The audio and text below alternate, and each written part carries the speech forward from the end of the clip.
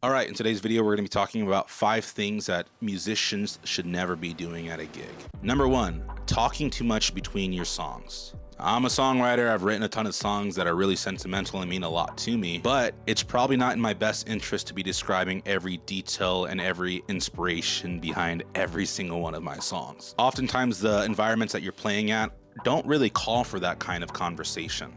Yeah, maybe if you sold out like a show or people are going there specifically to watch you play and listen to your music, can you dive into that? Most of us playing at coffee shops or at restaurants or at bars or somewhere where you're basically background music, it's not appropriate to be diving into the details and the inspiration of the song that you're playing and or singing or how much it means to you. I know that can be hard to hear, but that's something that I struggled with for a little bit. But people are there to listen to music, not the reason why you wrote that music. If you look at the pros playing, they usually start off super strong. There are no words or them talking or a dialogue before they start their first song.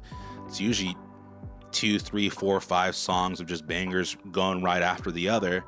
And then once you've worked into your set a little bit, that's when you can ease back the pace and talk about the songs a little bit more in detail or just have a little bit more banter. Number 2, not having extra songs prepared just in case. I've played a ton of gigs in where I was told I'd be playing this time slot only for the opener to play a shorter set or maybe the main act to be delayed in some sort of fashion.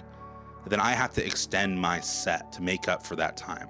Now, this is a blessing and a curse. If you are not prepared, you look unprofessional. You look like you're not able to roll with the punches and you're not flexible. But on the flip of that, if you are prepared and if you do have songs stored in your back pocket, that's even more time for you to broadcast and show everyone your music and what you can bring to the table.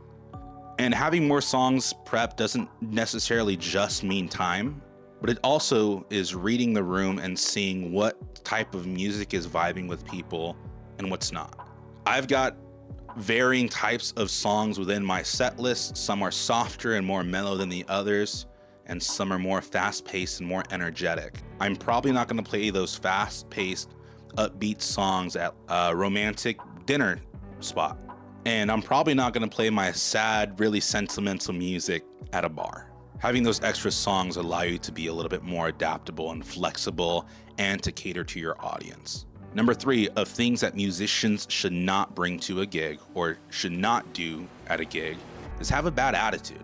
There's a million reasons to be disappointed or to have a bad attitude, whether it be a bad sound engineer, whether it be people not showing up, or you do have a ton of people in the audience and none of them are being interactive or really feeding off of the energy that you're giving them. Disappointment and any sort of frustration is super visible from the crowd, and if you're not quick to hide that, it can really kill the mood.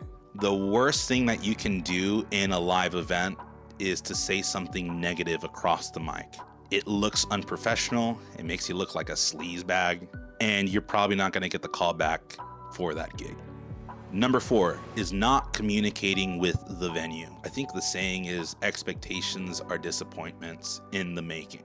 Now, that might be a little more like philosophical and deep, but really what it means is that if you are expecting something without communicating that with the venue, you're probably not in for a good time. And this is something that I've done. I've done actually all of these on this list, but this one in particular, I've assumed that a venue has a decent drum set or a backline kit or a backline bass amp, or even something as simple as a PA system, only for me and my bandmates to show up to that venue and those things not be there. Then it's a last minute scramble to try to figure all of those things out before showtime. That not only leads for a bad experience for you and your band members and a lot of stress, but it also affects the performance that you can put on for the audience. I'm of the notion that you should always put your best foot forward, and you can't do that if you don't have the proper tools to do it.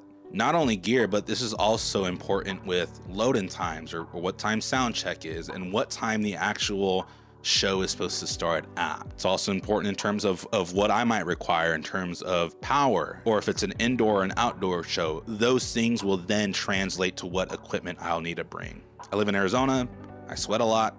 If I'm gonna be playing an outdoor gig, I need to know so that I can bring a fan so I'm not sweating all over the stage. Pretty simple.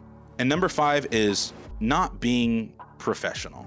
And when I say professional, I don't mean like a professional musician or making your sole living off of playing music, but I mean in the sense of acting like a professional. This means being flexible whenever the opening band or the closing band has time adjustments. This means being humble when you have a great set and maybe the opener didn't.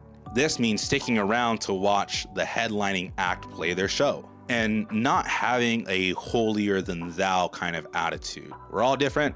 We're not all built the same, and not all of us have the same talents that other people do. I'm the first to admit I'm not the most talented person in the world, but there's a level of maturity that comes with being humble that can really take you further than just being talented.